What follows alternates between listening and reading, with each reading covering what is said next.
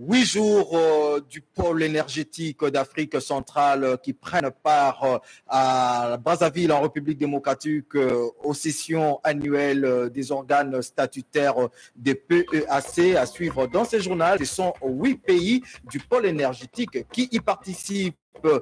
Vous suivrez également, après la validation de la feuille de route en prélude du 10e sommet des chefs d'État des pays signataires de l'accord cadre d'Addis Abeba, l'heure est à l'évaluation des progrès enregistrés à suivre également dans ces journaux. Si vous nous rejoignez, mesdames et messieurs, bienvenue aux 20h sur la radio-télévision nationale congolaise. Et c'est parti pour ce journal que nous ouvrons par la présidence de la République avec la tenue des élections en République démocratique du Congo en 2023 qui était sur la table au cours d'une réunion de travail présidée par le chef de l'État Félix Antoine Tshisekedi Tshilombo à la cité de l'Union africaine. La CENI a rassuré d'organiser les élections en décembre 2023. Reportage. Organiser les élections dans les délais constitutionnels est l'une des préoccupations du président de la République Félix Antoine Tshisekedi Tshilombo.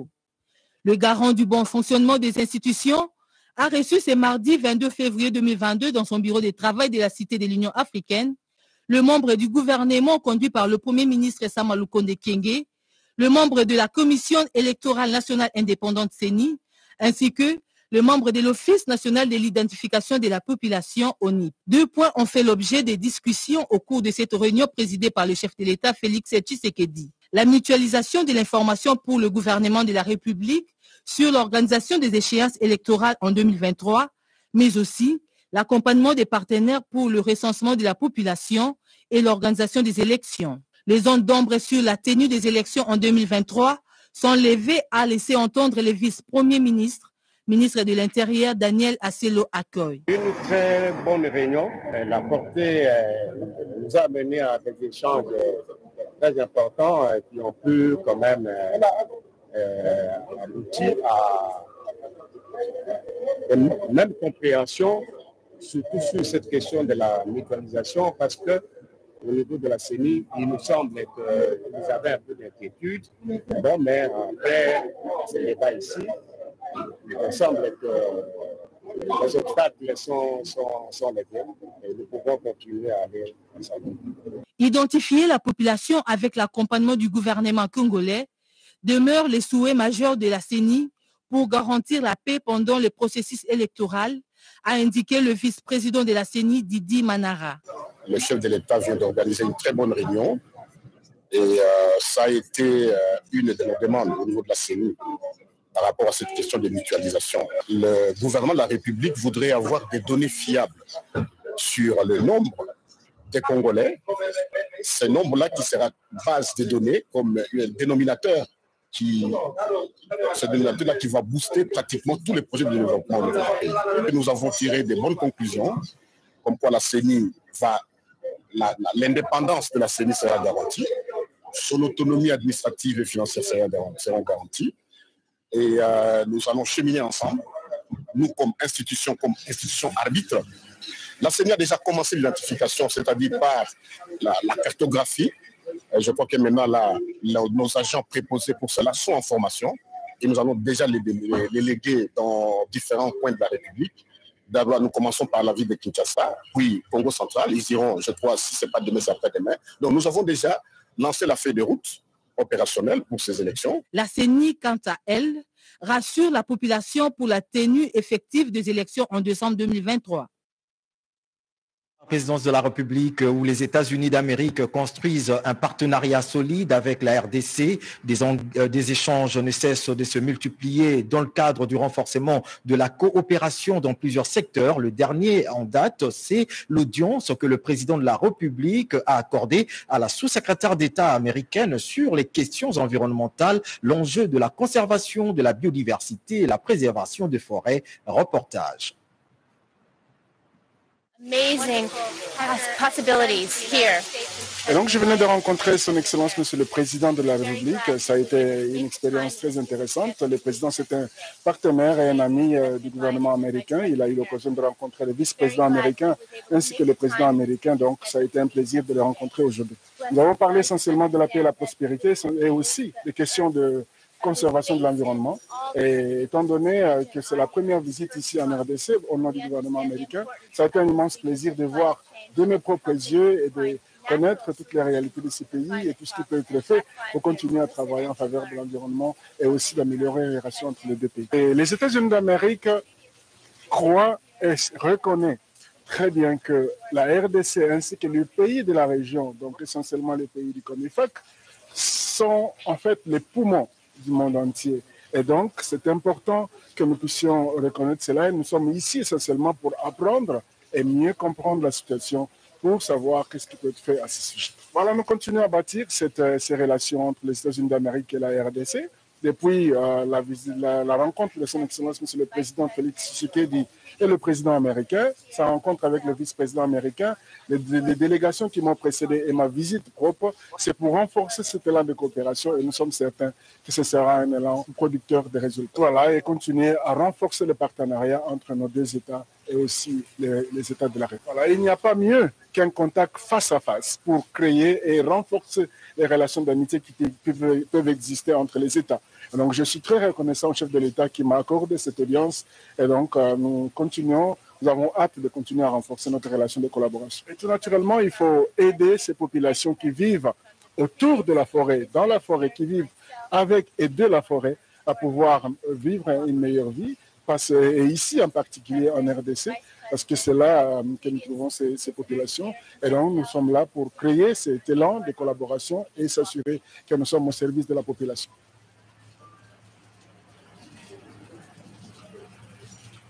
Chose promise, chose due, un nouveau bâtiment pour la représentation des étudiants du Congo, REC. La cérémonie inaugurale a été présidée par le Premier ministre Jean-Michel Samaloukonde. Pour plus de décisions de précision, Pati Tondouango. Désormais, un nouveau siège pour la représentation des étudiants du Congo REC, bâtiment situé dans la commune de Kintambo, dans la ville-province Kinshasa. Créée en mai 2003, cette structure a pour mission de mettre fin au conflit interuniversitaire, ramener ainsi la paix et la maintenir entre les étudiants des différents établissements d'enseignement supérieur et universitaire.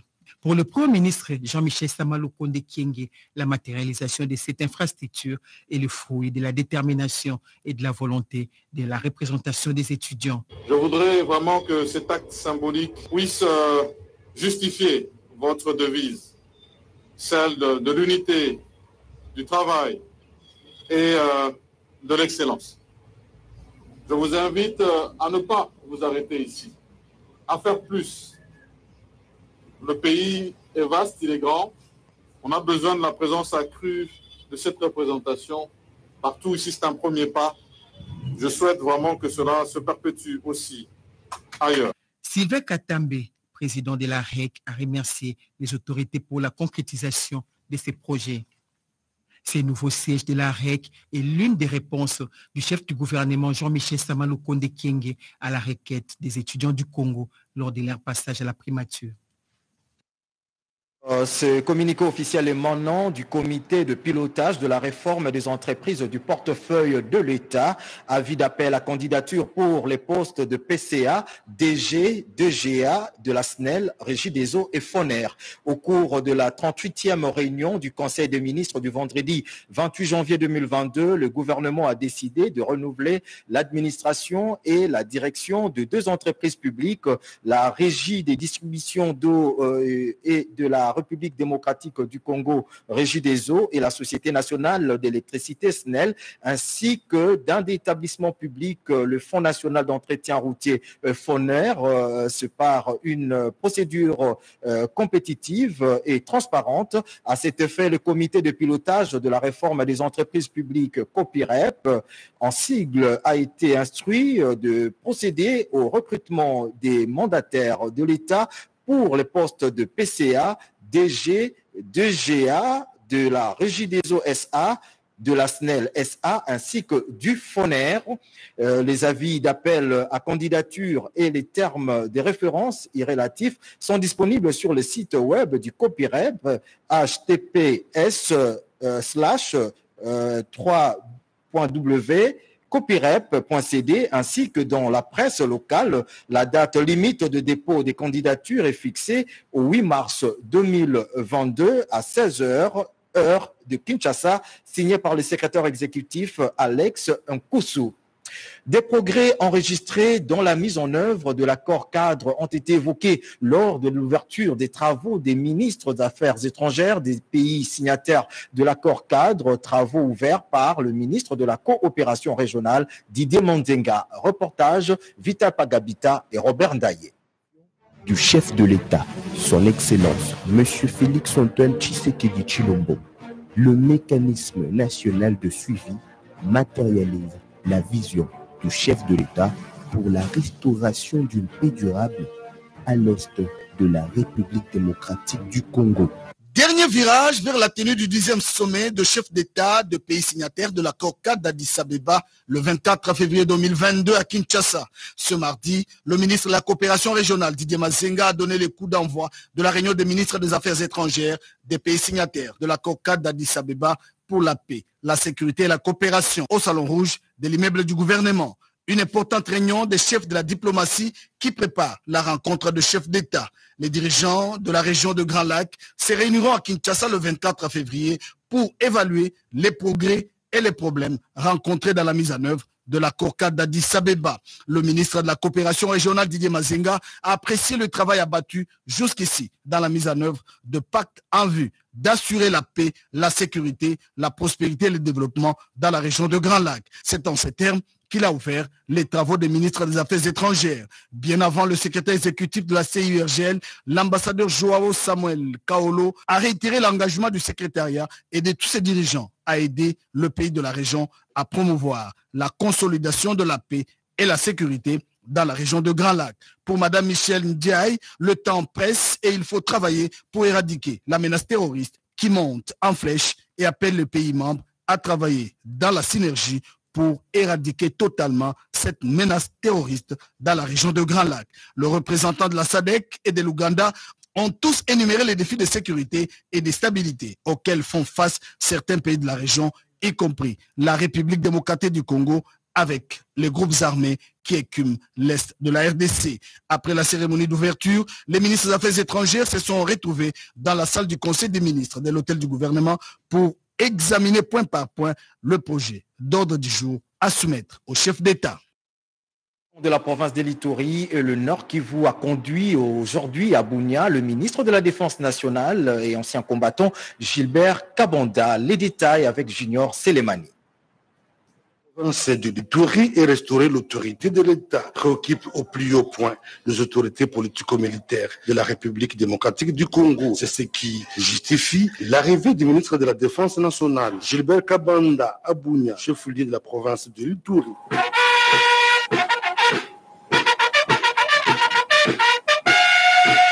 Pour les patrons de la Défense nationale, la paix en Ituri, c'est une obligation pour tous. Voir ce qui se passe chez nous, et voir comment ensemble.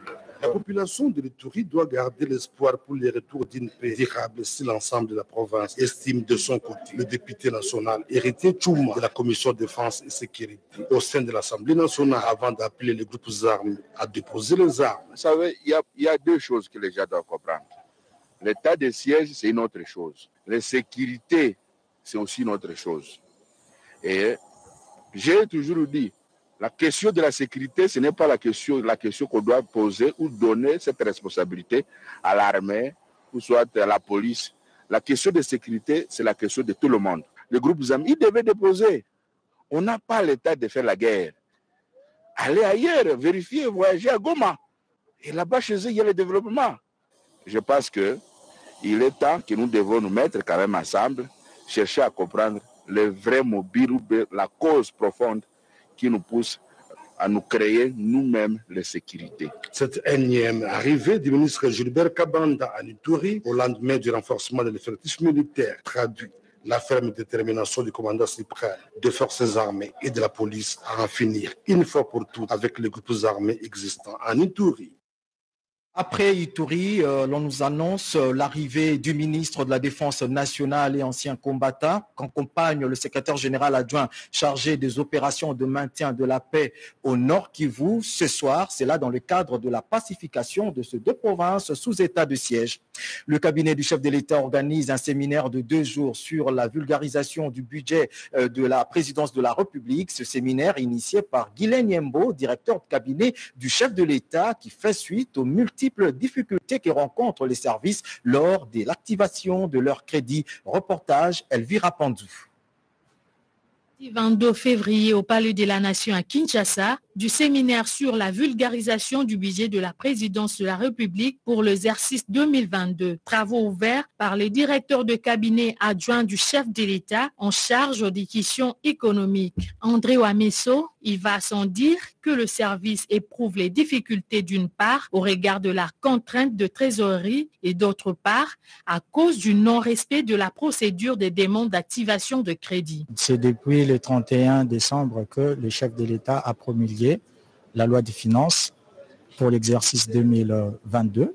À cet effet, la direction du cabinet, dirigée par son Excellence, Monsieur le directeur du cabinet Guylaine Yembo, a tenu à organiser ces assises, un séminaire de 2 jours afin de partager avec les différents services de la présidence sur les procédures relatives à l'exécution de cette loi des finances.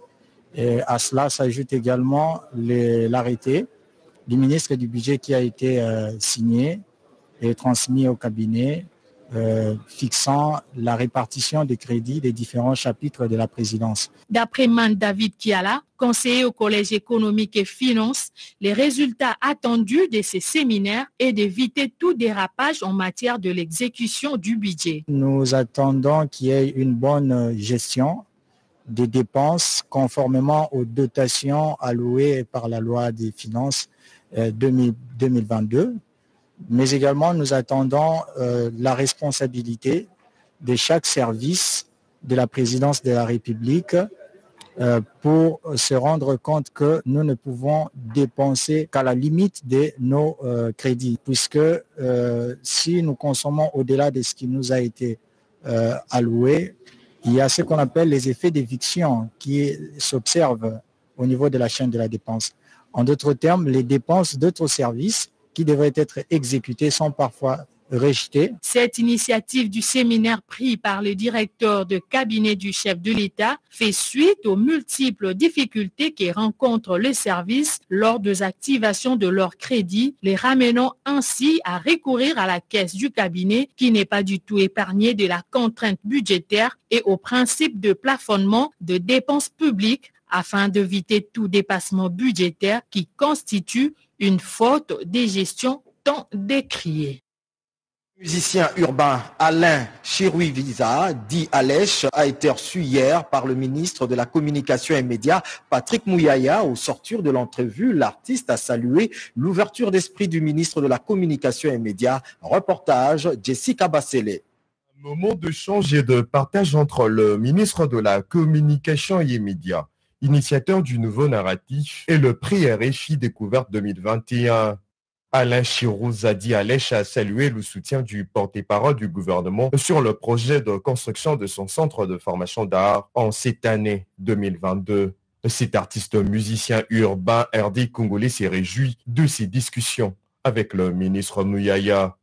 Patrick Mouyaya Katembo et Alèche ont également évoqué l'impératif dialogue avec le leader de jeunes, la nécessité d'accompagnement par les artistes des initiatives du projet social en RDC, mais aussi les soutiens du gouvernement aux industries créatives. Le ministre s'est montré très ouvert, il nous a très clairement manifesté son soutien par rapport à un projet de centre de formation d'art que nous avons, qui sera mis en place cette année. Et voilà, c'était important pour nous de parler de tous ces aspects de notre carrière. Pour son spectacle du jeudi 24 février à Paris, Alèche, prix RFI Découverte 2021, qui va recevoir de surcroît son trophée, lance un message de dialogue aux combattants RD congolais qui y assisteront malgré les divergences de point de vue. Le siège du pôle énergétique d'Afrique centrale, PEAC, accueille depuis ce matin ses sessions annuelles et la RDC y prend part active à travers la SNEL SA. Pour cette première journée, la réunion du comité des experts s'est penchée sur différents dossiers. Reportage Edith Chala rendu par Cédric Kenina. Mardi à Brazzaville au Congo.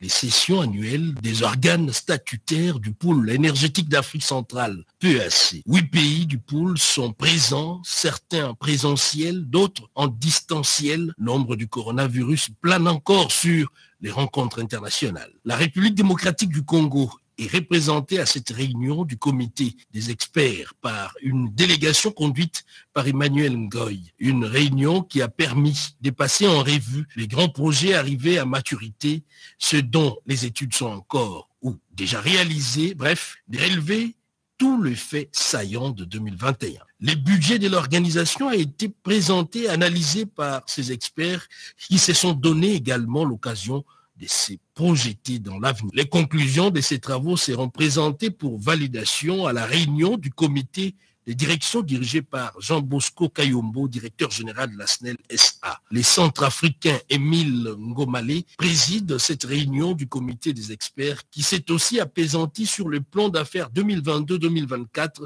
du PEAC et sa stratégie de valorisation. L'électrification des Zongo dans le nord de la République démocratique du Congo par le courant électrique venu de la Centrafrique, celle des Cabinda par la centrale d'Inga sont des projets qui illustrent bien l'intégration énergétique du pôle énergétique d'Afrique centrale dont le secrétariat permanent est aujourd'hui dirigé par les Tchad.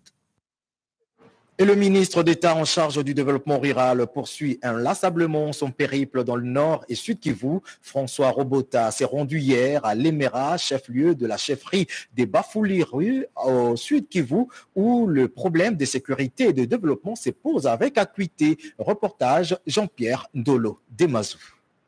Symbole d'une histoire. Lemera, une bourgade située à 83 km de route d'Ouvira, chef-lieu de la chefferie Bafouliru. Le ministre d'État en charge du développement rural y est arrivé à 10h45 heure locale. François Robota Masumbuko a été accueilli à grande pompe par cette population à l'entrée de Lemera, qui l'a accompagné jusqu'à la chefferie où l'attendait le Mwami, le majesté Ndari Simba III. Ce dernier n'a pas manqué de soumettre au ministre d'État les principales préoccupations de sa chefferie. Alors, c'était une occasion de son côté de voir comment est-ce qu'il pourrait partager avec la population les différentes causes qui s'y trouvent, notamment sur les routes désertes Fakidol, la sécurité et consort. Très attendu et préoccupé par le développement de son fief électoral, François Robota Masumbuko a eu des mots justes en réponse aux multiples problèmes de Lemera. Lemera a connu beaucoup de guerres depuis 1996 et depuis cette date, presque chaque année, il se passe non seulement des guerres, mais pratiquement des affrontements entre groupes armés. On m'a posé un problème de manque d'eau, on m'a posé un problème de manque d'électricité, on m'a posé un problème de riz de dessert agricole. De toute façon, en tant que ministre d'État, nous verrons par où commencer. Qu'est-ce que nous allons faire? L'hôpital de référence de Lemera, le ministre d'État y a fait ses premiers pas dans le monde de l'emploi comme administrateur gestionnaire. François Robota Masumbuko a visité ce centre hospitalier en payant la facture des malades retenus faute de moyens. Sur le chemin de retour à Ouvira, François Robota Masumbuko a fait escale au marché Rubanga pour une communion avec cette population. Futurs éleveurs et d'un renforcement en équipement, un projet initié par la société EGGS Fort Congo qui a été au cœur des échanges entre le ministre de l'Industrie et son collègue de pêche et élevage, ainsi que le responsable de la dite société qui bénéficie de l'appui du gouvernement néerlandais. Reportage Diane Balaka. Dans la production de volailles et de œufs à Kinshasa avec le renforcement de l'équipement et la création d'un centre de formation de futurs éleveurs. En faisant ainsi aboutir ces projets avec la société Eggs for Congo qui bénéficie de l'appui du gouvernement néerlandais. Ces points a été au centre des échanges ce lundi dans la capitale congolaise entre le ministre de l'Industrie, Julien Paluku, et son collègue de pêche et élevage, Adrien Boukele, ainsi que les responsables de la société Exfort Congo, accompagnés des investisseurs néerlandais œuvrant dans la filière agro-industrie. Ces deux membres du gouvernement ont demandé à Exfort Congo d'accélérer la matérialisation de ces projets qui existent depuis 2014 en mettant en place un chronogramme. Louis Perrault a, au nom de cette équipe d'investisseurs, rassuré les ministres de l'Industrie et celui des pêches et élevage de la concrétisation de ces projets. On estime assurer avec ce qui est déjà en place et ce que nous allons renforcer, grosso modo, 10% de ce qui est importé. Ce qui est important, c'est une première étape et on espère que cette étape-là soit reproduite et donne envie à d'autres de venir investir. Évaluer la filière qu'il faudrait mettre en place pour permettre d'avoir une partie de l'autosuffisance de la production de viande de volaille et d'œufs à consommer. Matcour, une société égyptienne désireuse d'investir dans le secteur énergétique en RDC, une délégation de ses investisseurs a rencontré le ministre des Ressources hydrauliques et électricité, Olivier Mwenze Moukaleng, pour lui soumettre le projet d'amélioration du réseau des distributions d'eau dans la ville-province Kinshasa. Reportage Marie Kalong. La SNEL peut compter sur le soutien de l'entreprise égyptienne Matcour à travers le ministère des Ressources hydrauliques et électricité pour résoudre le problème de déficit en électricité dans la ville-province Kinshasa. La délégation de cette entreprise égyptienne a échangé autour de cette question avec le ministre Olivier Mwenze Moukaleng pour voir les voies de collaboration afin de réduire ce déficit.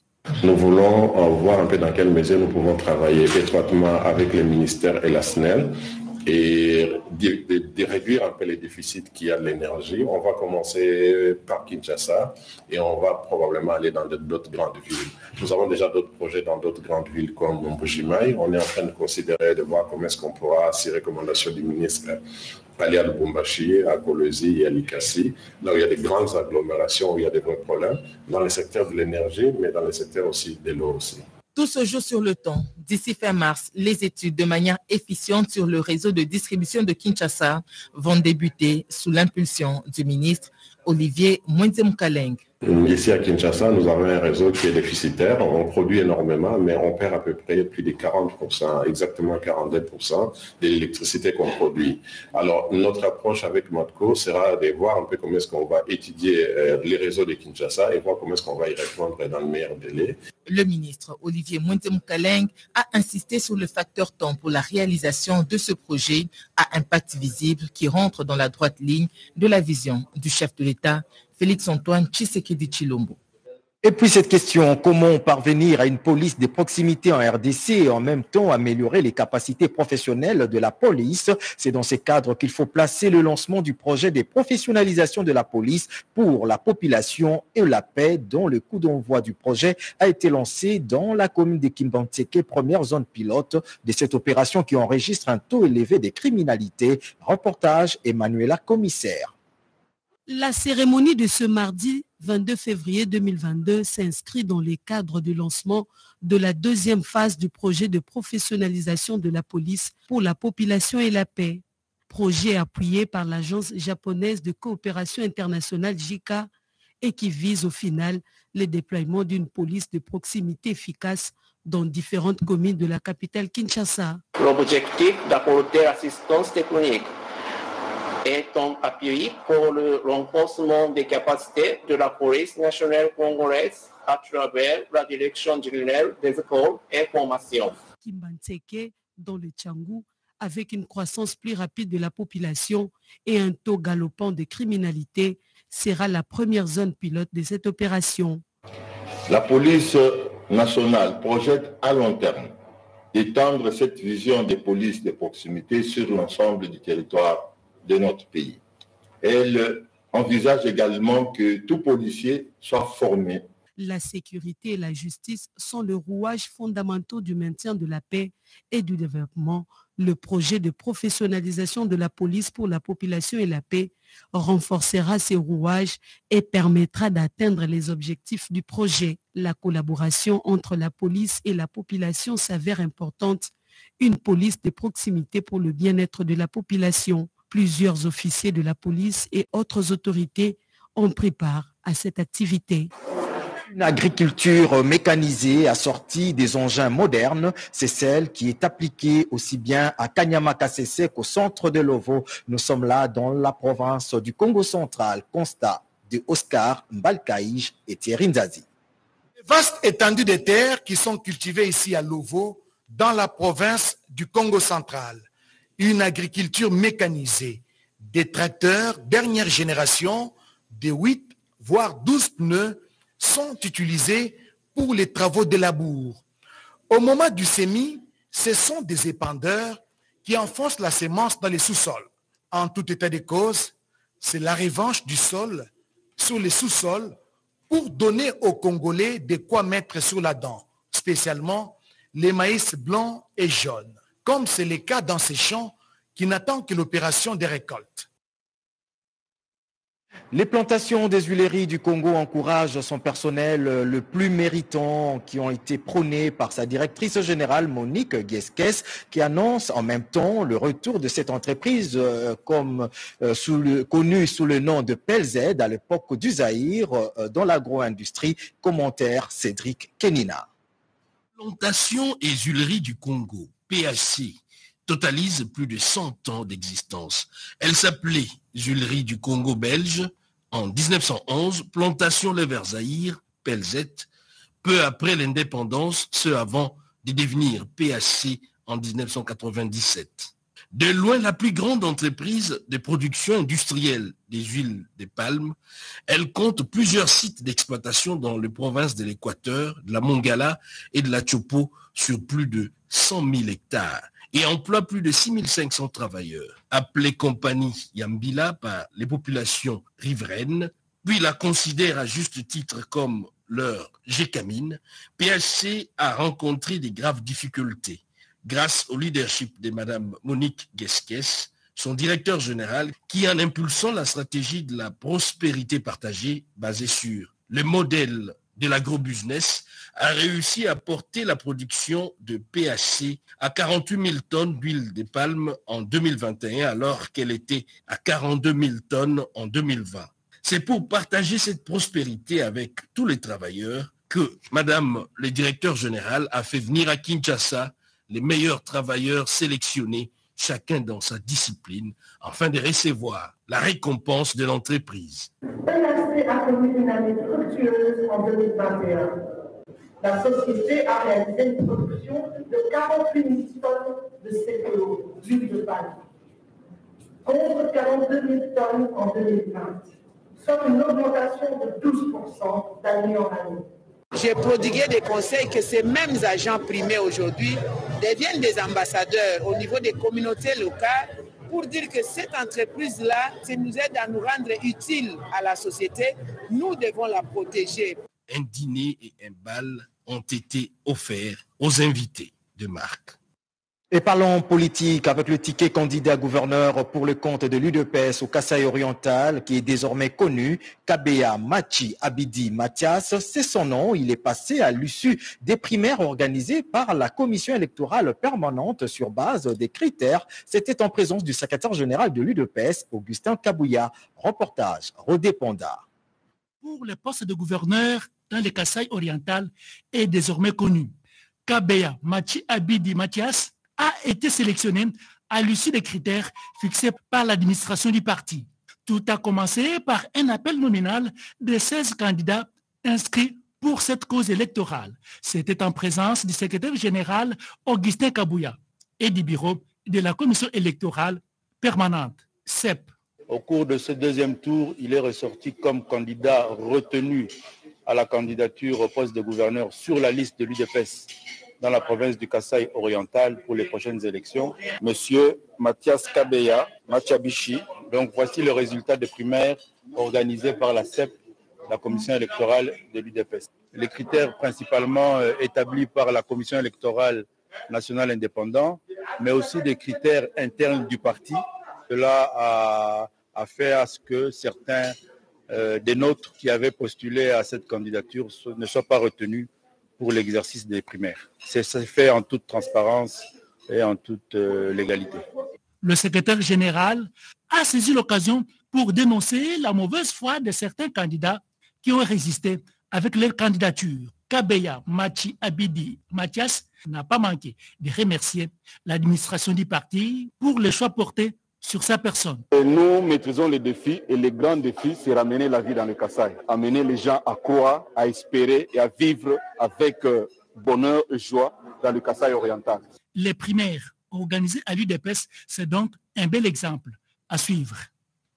L'initiative du ministre des Hydrocarbures, Mwanda, accueille les travaux de la deuxième table ronde de la tripartite. Les échanges directs ont eu lieu aujourd'hui entre les autochtones et les pétroliers sur notamment la politique d'emploi et la sous-traitance. Nos envoyés spéciaux, Françoise Bella et Pompon Oumba. La table ronde tripartite de Mwanda est un espace de discussion. Chaque partie ramène ses préoccupations. Parfois, les interventions sont directes. Organisé à l'initiative de Didier Boudimbo, ministre des Hydrocarbures, chaque société pétrolière est devenue expliquer sa politique d'embauche, souvent très critiquée par les autochtones.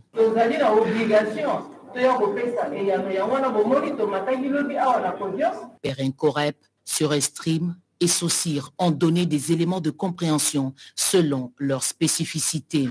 Les débats ont ramené les recommandations de 2010 sorties de la première table ronde. Le gouvernement, représenté par le directeur de cabinet aux hydrocarbures, Augustin Kouba, a fait l'économie des réalisations de l'exécutif dans le respect des conventions. Quelles sont les conventions que les entreprises pétrolières prennent avec les entreprises de sous-traitance? Il y a à boire et à manger. Si chaque partie respecte les droits de l'autre, il n'y aura pas de problème. C'est ça le souci majeur de la communauté locale. Et le gouvernement, merci pour l'initiative gouvernementale de nous assister, mais on aura souhaité que tout soit retenu à la source. La rétrocession, ça doit arriver à la destination. La cohabitation pacifique dans les rapports entre les exploitants pétroliers et les populations est l'objectif à atteindre.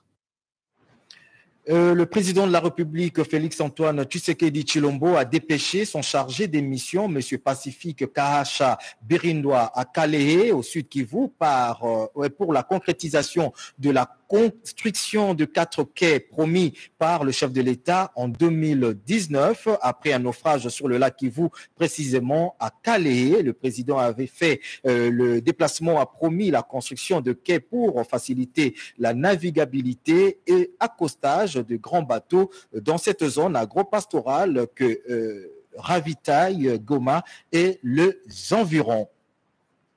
C'est tôt le matin de ce mardi 22 février 2022 que le chargé de mission du chef de l'État a débuté sa descente à Calais, dans le site Kivu. Pacifique Kahasha séjourne dans l'est du pays pour les suivis de l'évolution des travaux de construction de 4 quais dans ce territoire, ayant connu plusieurs noyades dans le passé suite à l'absence de ports capables d'accueillir les gros bateaux. Il a tout d'abord visité les quais des Minova, suivi de celui en construction à Kassouyon, avant de visiter les 2 autres déjà achevés à Kinyeziré et à Calais Centre. L'occasion pour lui de rappeler l'importance que le chef de l'État, Félix-Antoine Tshisekedi Tshilombo, accorde à ces travaux.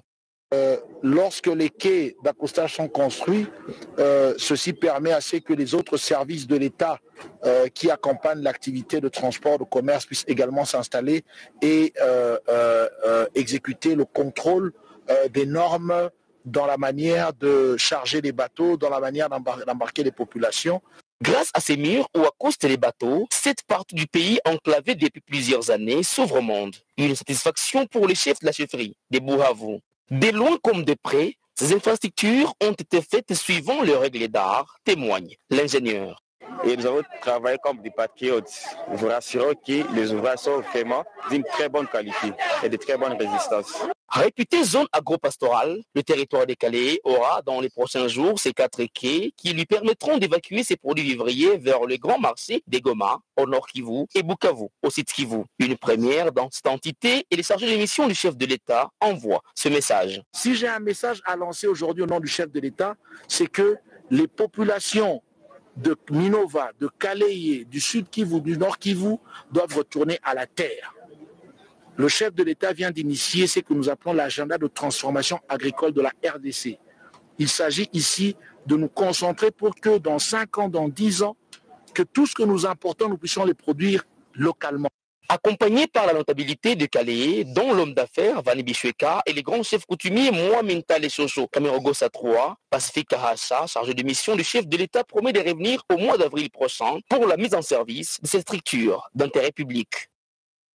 Et puis pour boucler complètement ce journal, ce communiqué officiel émanant de la DGRAD, la Direction générale des recettes administratives, judiciaires, domaniales et de participation DGRAD en sigle et la Direction générale du cadastre minier CAMI en sigle informe les titulaires des droits miniers et ou de carrière que les notes des débits et de perceptions relatives aux droits superficiaires annuels par carré pour l'exercice 2022 sont disponibles au guichet du CAMI situé à Kinshasa au croisement des avenues Polo Maurice et Kasavubu dans la commune de la Gombe, à Lubumbashi, avenue Lumumba, numéro 2575, commune de Kampemba à Kisangani, boulevard du 30 juin, rond-point Canon, commune de Makiso, et à Kindu, avenue du 40 janvier, numéro 344, commune de Kasuku. Par conséquent,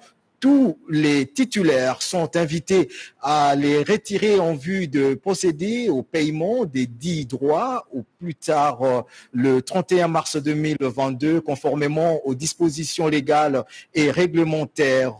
Passé ce délai, le CAMI se réserve le droit d'enclencher la procédure des déchéances du droit minier et ou de carrière non payées, et ce sans préjudice de l'application par la DGRAD des pénalités prévues par la loi.